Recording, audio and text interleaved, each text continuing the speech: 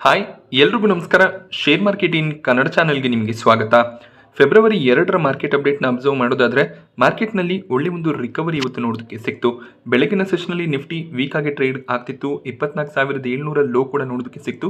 But ಆ ಒಂದು ಲೆವೆಲ್ನಿಂದ almost 400 ಪಾಯಿಂಟ್ಗಳ ರಿಕವರಿ ನಿಫ್ಟಿಯಲ್ಲಿ ನೋಡೋದಕ್ಕೆ ಸಿಕ್ಕಿದೆ. ಸೊ ನಿನ್ನೆ ಬಜೆಟ್ನ ರೀಸನ್ನಿಂದ ಮಾರ್ಕೆಟ್ನಲ್ಲಿ ಸಾಕಷ್ಟು ವೀಕ್ನೆಸ್ ನೋಡೋದಕ್ಕೆ ಸಿಕ್ಕಿತ್ತು. ಬಟ್ ಇವತ್ತು ಸ್ವಲ್ಪ ರಿಕವರಿ ಬಂದಿದೆ. But large cap stock especially Nifty ಸ್ಟಾಕ್ಗಳಲ್ಲಿ ರಿಕವರಿ ಕಾಣಿಸ್ತಿದೆ. ಸ್ಮಾಲ್ ಕ್ಯಾಪ್ ಮಿಡ್ ಕ್ಯಾಪ್ ಇಂಡೆಕ್ಸ್ಗಳಲ್ಲಿ ಇವತ್ತು ಕೂಡ ವೀಕ್ನೆಸ್ ಇತ್ತು. ಸೊ ಆಸ್ ಯೂಶುವಲ್ ಪೋರ್ಟ್ಫೋಲಿಯೋನಲ್ಲಿ ಹೆಚ್ಚಾಗಿ mid cap small cap stocks ಇದ್ರೆ ಇವತ್ತು ಕೂಡ ನಿಮ್ಮ ಪೋರ್ಟ್ಫೋಲಿಯೋನಲ್ಲಿ ನೆಗೆಟಿವ್ ಸೈಡ್ ನೋಡೋದಕ್ಕೆ ಸಿಕ್ಕಿರುತ್ತೆ. ಸೆನ್ಸೆಕ್ಸ್ ಕೂಡ 1.17% ಇವತ್ತು ಗೇನ್ ಆಯಿತು. ಬ್ಯಾಂಕ್ ನಿಫ್ಟಿ ಸೆನ್ಸೆಕ್ಸ್ನಷ್ಟು ಗೇನ್ ಆಗದಿದ್ರೂ ಕೂಡ ಪಾಸಿಟಿವ್ ಆಗಿ ಕ್ಲೋಸಿಂಗ್ ಅನ್ನ ಕೊಟ್ಟಿದೆ. ಸೊ ಒಂದು ಸ್ಟ್ರಾಂಗ್ ರಿಕವರಿ ಅಂತಾನೆ ಹೇಳ್ಬೋದಾಗತ್ತೆ. ಸೊ ಸಾಕಷ್ಟು ಅನಲಿಸ್ಟ್ಗಳಿಂದ ಬಜೆಟ್ನ ಬಗ್ಗೆ ಒಂದು ಕ್ಲಾರಿಫಿಕೇಶನ್ ಸಿಕ್ಕಿದೆ. ಸೊ ಸ್ಟ್ರಕ್ಚರಲಿ ಈ ಒಂದು ಬಜೆಟ್ ಭಾರತವನ್ನು ಸ್ಟ್ರಾಂಗ್ ಮಾಡೋದಕ್ಕೆ ಒಳ್ಳೆ ಬಜೆಟ್ ಆಗಿದೆ ಅಂತ ಅವರು ತಿಳಿಸಿದ್ದಾರೆ. ಅದಕ್ಕೆ ರೀಸನ್ಸನ್ನು ನಾವು ಅಬ್ಸರ್ವ್ ಮಾಡಿದಾಗ ಸಾಕಷ್ಟು ಸೆಕ್ಟರ್ಗಳಿಗೆ ಒಳ್ಳೆ ಒಂದು ಅನೌನ್ಸ್ಮೆಂಟನ್ನು ಗೌರ್ಮೆಂಟ್ ಮಾಡಿದ್ದಾರೆ. ಸೊ ತುಂಬಾ ಎಕ್ಸ್ಪೆಕ್ಟೇಷನ್ ಇದ್ದಂಥ ಸೆಕ್ಟರ್ಸ್ ಆದಂಥ ರೈಲ್ವೇಸ್ ಆಗಿರ್ಬೋದು, ಡಿಫೆನ್ಸ್ ಆಗಿರ್ಬೋದು, ಈ ಸೆಕ್ಟರ್ಗಳಿಗೆ ಕ್ಯಾಪಿಟಲ್ ಎಕ್ಸ್ಪೆಂಡಿಚರ್ ಇನ್ಕ್ರೀಸ್ ಆಗಿದ್ರು ಕೂಡ ದೊಡ್ಡ ಅನೌನ್ಸ್ಮೆಂಟ್ಗಳು ಬರಲಿಲ್ಲ ಅನ್ನುವಂಥ ರೀಸನ್ನಿಂದ ನಿನ್ನೆ ಸ್ಟಾಕ್ಸ್ ಕರೆಕ್ಟ್ ಆಗಿತ್ತು. But over all budget positive ಆಗಿ ಇದೆ. ಭಾರತದ ಎಕಾನಮಿಗೆ ಏನು ಸಪೋರ್ಟ್ ಬೇಕಿತ್ತು ಆ ಒಂದು ಸಪೋರ್ಟನ್ನು ಗೌರ್ಮೆಂಟ್ ಇಲ್ಲಿ ಪ್ರೊವೈಡ್ ಮಾಡಿದೆ ಅಂತ ಸಾಕಷ್ಟು ಅನಲಿಸ್ಟ್ಗಳು ತಮ್ಮ ಒಂದು ಪ್ರಿಡಿಕ್ಷನ್ ಅನ್ನ ಕೊಟ್ಟಿದ್ದಾರೆ. ಮೇ ಬಿ ಆ ಒಂದು ರೀಸನ್ನಿಂದ ಕೂಡ ಮಾರ್ಕೆಟ್ನಲ್ಲಿ ರಿಕವರಿ ನೋಡೋದಕ್ಕೆ ಸಿಕ್ಕಿದೆ. ಹಾಗೆ ಓವರ್ ಆಲ್ ಕೆಪೆಕ್ಸ್ ಕೂಡ 12.2 ಲಕ್ಷ ಕೋಟಿಗೆ ಇನ್ಕ್ರೀಸ್ ಆಗಿದ್ದು ಕೂಡ ಸಾಕಷ್ಟು ಸೆಕ್ಟರ್ಗಳಿಗೆ ಪಾಸಿಟಿವ್ ನ್ಯೂಸೇ ಆಗಿರುತ್ತೆ. ಹಾಗೆ ಮೇನ್ ರೀಸನ್ STT ಹೈಕ್ ಆಗಿತ್ತು. ಅಂದರೆ ಸೆಕ್ಯೂರಿಟಿ ಟ್ರಾನ್ಸಾಕ್ಷನ್ ಟ್ಯಾಕ್ಸ್ ಅನ್ನ ಗೌರ್ಮೆಂಟ್ ಆಲ್ಮೋಸ್ಟ್ 150% ಫ್ಯೂಚರ್ಸ್ನ ಮೇಲೆ, ಆಪ್ಷನ್ಸ್ನ ಮೇಲೆ ಕೂಡ ಆಲ್ಮೋಸ್ಟ್ 100%ನಷ್ಟು ಇನ್ಕ್ರೀಸ್ ಮಾಡಿದ್ರು. ಸೊ ಈ ಒಂದು ರೀಸನ್ನಿಂದ FII ಸಾಕಷ್ಟು ಸೆಲ್ಲಿಂಗ್ ಅನ್ನ ಇಂಡಿಯನ್ ಮಾರ್ಕೆಟ್ನಲ್ಲಿ ಮಾಡ್ತಾರೆ ಅನ್ನುವಂಥ ಎಕ್ಸ್ಪೆಕ್ಟೇಷನ್ ಇತ್ತು. ಅದಕ್ಕೆ ರೀಸನ್ ನಾವು ಸಣ್ಣ ಅಮೌಂಟ್ನಲ್ಲಿ FNO ಟ್ರೇಡಿಂಗ್ ಅನ್ನು ಮಾಡಿದಾಗ ಅಷ್ಟಾಗಿ ಇಂಪ್ಯಾಕ್ಟ್ ನೋಡೋದಕ್ಕೆ ಸಿಗೋದಿಲ್ಲ. ಬಟ್ ಲಾರ್ಜ್ ಅಮೌಂಟ್ಗಳಲ್ಲಿ ಯೂಶಲಿ ಯಾರು ಹೆಡ್ಜಿಂಗ್ ಅನ್ನು ಮಾಡ್ತಿರ್ತಾರೆ 1,500 ರೂಪಾಯಿ ಪ್ರಾಫಿಟ್ಸ್ಗೋಸ್ಕರ FNO ಟ್ರೇಡಿಂಗ್ ಅನ್ನ ಮಾಡ್ತಿರ್ತಾರೆ. ಅಂದರೆ ತಮ್ಮ ಪೋರ್ಟ್ಫೋಲಿಯೋನ ಹೆಡ್ಜ್ ಮಾಡ್ಕೊಳ್ಳೋದಕ್ಕೆ ಅವರು FNO ಸೆಗ್ಮೆಂಟಲ್ಲಿ ಟ್ರೇಡ್ ಮಾಡ್ತಿರ್ತಾರೆ. ಸೊ ಆ ರೀತಿಯ ಟ್ರೇಡರ್ಸ್ಗಳಿಗೆ ಸ್ವಲ್ಪ ಪ್ರಾಬ್ಲಮ್ಸ್ ಆಗ್ಬೋದು. ಅವ್ರಿಗೇನು ಪ್ರಾಫಿಟ್ಸ್ ಬರ್ತಿತ್ತು ಅದರಲ್ಲಿ ತುಂಬಾ ಪಾರ್ಟ್ ಟ್ಯಾಕ್ಸ್ ಆಗಿ ಆಚೆ ಹೋಗುತ್ತೆ. ಆದ್ದರಿಂದ ಅವರು FNO ಸೆಗ್ಮೆಂಟ್ನಿಂದ ದೂರ ಉಳ್ಕೊಳ್ಳುವಂಥ ಚಾನ್ಸಸ್ ಇರುತ್ತೆ. ಹಾಗೆ FNOನಿಂದ ಆಲ್ಮೋಸ್ಟ್ 30%ನಷ್ಟು ವಾಲ್ಯೂಮ್ ಕಟ್ ಆಗ್ಬೋದು ಅನ್ನೋದು ಕೂಡ ಕೆಲವೊಂದಿಷ್ಟು ಎಕ್ಸ್ಪರ್ಟ್ಗಳ ವ್ಯೂ ಆಗಿರುತ್ತೆ. ಸೊ ಈ ಒಂದು ನೆಗೆಟಿವ್ ನ್ಯೂಸ್ ಇದ್ರೂ ಕೂಡ ಯಾಕೆ ಮಾರ್ಕೆಟ್ನಲ್ಲಿ ಕರೆಕ್ಷನ್ ಬರಲಿಲ್ಲ ಅಂದರೆ ಈ ಒಂದು STT ಹೈಕ್ ಏನಿದೆ ಏಪ್ರಿಲ್ 1ರಿಂದ ಅಪ್ಲಿಕೇಬಲ್ ಆಗುತ್ತೆ. ಸೊ ಆದ್ರಿಂದ ಯಾರು ಕೂಡ ಅಗ್ರೆಸಿವ್ ಆಗಿ ಡಿಸಿಷನ್ಸ್ಗಳನ್ನು ತಗೋತಿಲ್ಲ. ನಿನ್ನೆ ನ್ಯೂಸ್ ಬೇಸಿಸ್ ಮೇಲೆ ಸ್ವಲ್ಪ ಕರೆಕ್ಷನ್ ನೋಡೋದಕ್ಕೆ ಸಿಕ್ತು. ಈಗೇನು ಕಾಂಟ್ರಾಕ್ಟ್ಸ್ಗಳನ್ನು ಹೋಲ್ಡ್ ಮಾಡ್ತಿರ್ತಾರೆ ಅದು ಫೆಬ್ರವರಿ ಅಥವಾ ಮಾರ್ಚ್ ಮಂತ್ನ ಕಾಂಟ್ರಾಕ್ಟ್ಸ್ ಆಗಿರುತ್ತೆ.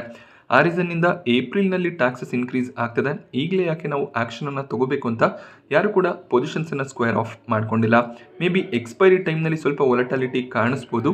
ಸೊ STT ಹೈಕ್ FNO ಸೆಗ್ಮೆಂಟ್ಗೆ ನೆಗೆಟಿವ್ ಆಗುತ್ತೆ. ಹಾಗೆ ಸ್ಟಾಕ್ ಬ್ರೋಕರ್ಸ್ಗಳು BSE ಸ್ಟಾಕ್ಗೆ ಕೂಡ ಅದು ನೆಗೆಟಿವ್ ನ್ಯೂಸೇ ಆಗಿರುತ್ತೆ. But over all budget economically ಅಥವಾ ಲಾಂಗ್ ಟರ್ಮ್ಗೆ ಪಾಸಿಟಿವ್ ಆಗಿರುತ್ತೆ ಅನ್ನೋದು ಅನಲಿಸ್ಟ್ಗಳ ವ್ಯೂ ಆಗಿರುತ್ತೆ. ಸೊ ಈ ಬಾರಿಯ RBI ಮಾನಿಟರಿ ಪಾಲಿಸಿ ಮೀಟಿಂಗ್ನಲ್ಲಿ ಯಾವುದೇ ರೀತಿಯ ರೇಟ್ ಕಟ್ನ ಎಕ್ಸ್ಪೆಕ್ಟೇಷನ್ ಇರೋದಿಲ್ಲ ಅಂತ ಸಾಕಷ್ಟು ಬ್ರೋಕರೇಜ್ಗಳು ಪ್ರಿಡಿಕ್ಟ್ ಮಾಡಿದ್ದಾರೆ. Nomura, Citi, SBI, JP Morgan, so ಎಲ್ಲ ಅನಲಿಸ್ಟ್ಗಳ ಕಡೆಯಿಂದ ಯಾವುದೇ ರೀತಿಯ ರೇಟ್ ಕಟ್ ಬರದೇ ಇರ್ಬೋದು ಅನ್ನುವಂಥ ಒಂದು ಪ್ರೊಜೆಕ್ಷನ್ ಬಂದಿದೆ. ಅದಕ್ಕೆ ರೀಸನ್ ಇನ್ಫ್ಲೇಷನ್ ಕಳೆದ 2 ತಿಂಗಳಲ್ಲಿ ಸ್ವಲ್ಪ ಮಟ್ಟಿಗೆ ಇನ್ಕ್ರೀಸ್ ಆಗ್ತದೆ. ಫೆಡ್ ಈ ಬಾರಿ ಯಾವುದೇ ರೀತಿಯ ರೇಟ್ ಕಟ್ಸ್ ಅನ್ನು ಮಾಡಿಲ್ಲ.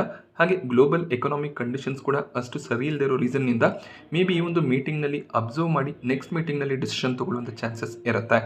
ಆ ರೀಸನ್ನಿಂದ ಈ ಬಾರಿ ಯಾವುದೇ ರೀತಿಯ ರೇಟ್ ಕಟ್ನ ಎಕ್ಸ್ಪೆಕ್ಟೇಷನ್ ಇರೋದಿಲ್ಲ. ನಿಫ್ಟಿಯ ಟಾಪ್ ಗೇನರ್ಸ್ ಮತ್ತು ಲೂಸರ್ಸ್ ಅನ್ನು ಅಬ್ಸರ್ವ್ ಮಾಡಿದಾಗ ಪವರ್ ಗ್ರಿಡ್ ಇವತ್ತು ಟಾಪ್ ಗೇನರ್ ಆಗಿತ್ತು. 7.5% ಜಂಪ್ ಸ್ಟಾಕ್ ಪ್ರೈಸ್ನಲ್ಲಿ ನೋಡೋದಕ್ಕೆ ಸಿಕ್ಕಿದೆ. ಇದಕ್ಕೆ ರೀಸನ್ ಕಂಪನಿ ತಮ್ಮ ಒಂದು ಕೆಪೆಕ್ಸ್ ಗೈಡೆನ್ಸ್ ಅನ್ನು ಇನ್ಕ್ರೀಸ್ ಮಾಡಿದ್ದಾರೆ. ಈ ಮುಂಚೆ 28,000 ಕೋಟಿಯ ಕೆಪೆಕ್ಸ್ ಗೈಡೆನ್ಸ್ ಇತ್ತು, ಅದನ್ನು 32,000 ಕೋಟಿಗೆ ಇನ್ಕ್ರೀಸ್ ಮಾಡಿದ್ದಾರೆ. ಸೊ ಕೆಪೆಕ್ಸ್ ಗೈಡೆನ್ಸ್ ಇನ್ಕ್ರೀಸ್ ಆಗಿರೋದು ಖಂಡಿತವಾಗ್ಲೂ ಪಾಸಿಟಿವ್ ನ್ಯೂಸೇ ಆಗಿರುತ್ತೆ. ಕಂಪನಿ ಹೆಚ್ಚೆಚ್ಚು ಇನ್ವೆಸ್ಟ್ಮೆಂಟನ್ನು ಮಾಡಿದಷ್ಟು ಕೂಡ ಕಂಪನಿಯ ರೆವಿನ್ಯೂಸ್ ಪ್ರಾಫಿಟ್ಸ್ ಕೂಡ ಅದೇ ರೀತಿಯಲ್ಲಿ ಇನ್ಕ್ರೀಸ್ ಆಗ್ತಾ ಹೋಗುತ್ತೆ. ಆ ರೀಸನ್ನಿಂದ ಸ್ಟಾಕ್ ಪ್ರೈಸ್ನಲ್ಲಿ ಒಂದು ಸ್ಟ್ರಾಂಗ್ ಜಂಪ್ ನೋಡೋದಕ್ಕೆ ಸಿಕ್ತು.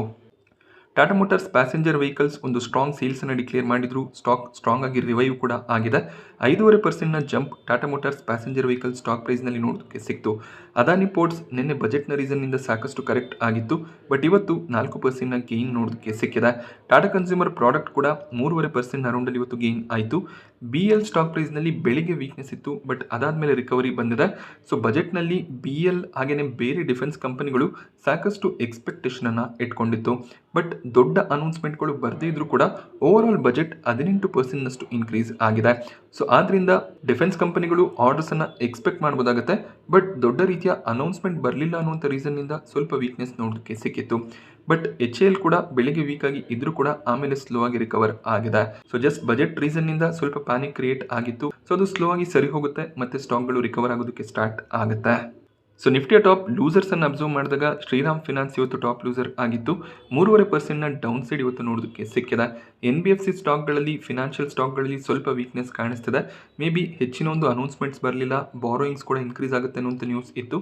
ಈ ರೀಸನ್ನಿಂದ ಫಿನಾನ್ಷಿಯಲ್ ಸೆಕ್ಟರ್ನ ಸ್ಟಾಕ್ಗಳು ಕರೆಕ್ಟ್ ಆಗಿದೆ. ಆಕ್ಸಿಸ್ ಬ್ಯಾಂಕ್ ಕೂಡ 2.5% ಅರೌಂಡಲ್ಲಿ ಇವತ್ತು ಕರೆಕ್ಟ್ ಆಯಿತು. Max health care, Infosys, Cipla ಕೂಡ ನೆಗೆಟಿವ್ ಆಗಿ ಕ್ಲೋಸಿಂಗ್ ಅನ್ನು ಕೊಟ್ಟಿದೆ.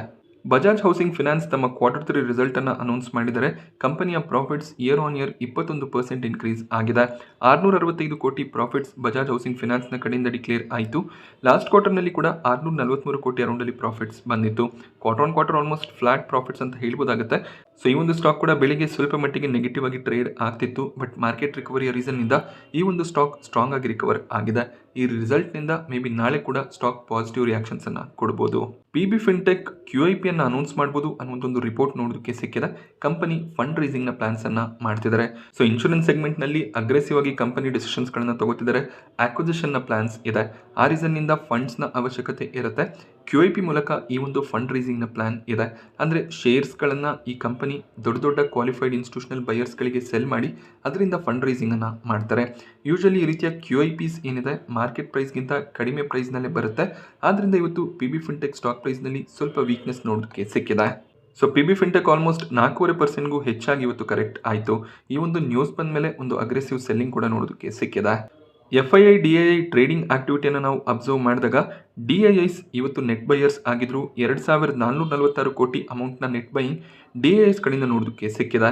ಹಾಗೆಯೇ FIIs ಕಡೆಯಿಂದ ಹೆಚ್ಚಿನ ಒಂದು ಸೆಲ್ಲಿಂಗ್ ಬರ್ಬೋದು ಅನ್ನೋಂಥ ಒಂದು ಎಕ್ಸ್ಪೆಕ್ಟೇಷನ್ ಇತ್ತು. ಬಟ್ ಅಷ್ಟಾಗೇನು ಸೆಲ್ಲಿಂಗ್ ಪ್ರೆಷರ್ ಕಾಣಿಸ್ತಿಲ್ಲ. 1832 ಕೋಟಿ ಅಮೌಂಟ್ನ ನೆಟ್ ಸೆಲ್ಲಿಂಗ್ FIIs ಕಡೆಯಿಂದ ನೋಡೋದಕ್ಕೆ ಸಿಕ್ಕಿದೆ. ಸೊ ಓವರ್ ಆಲ್ ಸ್ವಲ್ಪ ಮಾರ್ಕೆಟ್ನಲ್ಲಿ ಸ್ಟೆಬಿಲಿಟಿ ಬಂದಿದೆ. ಬಟ್ FIIs ಅಗ್ರೆಸಿವ್ ಆಗಿ ಎಕ್ಸ್ಪೈರಿ ಟೈಮ್ನಲ್ಲಿ ಸೆಲ್ಲಿಂಗನ್ನು ಸ್ಟಾರ್ಟ್ ಮಾಡಿಕೊಂಡ್ರೆ ಮತ್ತೆ ಮಾರ್ಕೆಟ್ ವೀಕ್ ಆಗುವಂಥ ಚಾನ್ಸಸ್ ಇರುತ್ತೆ. ಸೊ 25,000 ಒಂದು ಸ್ಟ್ರಾಂಗ್ ಸಪೋರ್ಟ್ ಆಗಿ ಈಗಲೂ ಕೂಡ ಕೆಲಸ ಮಾಡುತ್ತೆ. ಆ ಲೆವೆಲನ್ನು ನಿಫ್ಟಿ ಹೋಲ್ಡ್ ಮಾಡಿಕೊಂಡ್ರೆ ಮಾರ್ಕೆಟ್ ಸಸ್ಟೈನ್ ಆಗುತ್ತೆ. ನಾನಿವತ್ತು ನಿಮಗೆ ಮಾರ್ಕೆಟ್ನ ಬಗ್ಗೆ ಕೊಟ್ಟಂಥ ಇನ್ಫಾರ್ಮೇಷನ್ ಇಷ್ಟ ಆದರೆ ವಿಡಿಯೋನ ಲೈಕ್ ಮಾಡಿ. ಹಾಗೆ ಇದೇ ರೀತಿಯ ಮಾರ್ಕೆಟ್ ಅಪ್ಡೇಟ್ಸ್ಗಳಿಗೋಸ್ಕರ ಚಾನಲ್ನ ಸಬ್ಸ್ಕ್ರೈಬ್ ಮಾಡ್ಕೊಳ್ಳಿ. Thank you friends.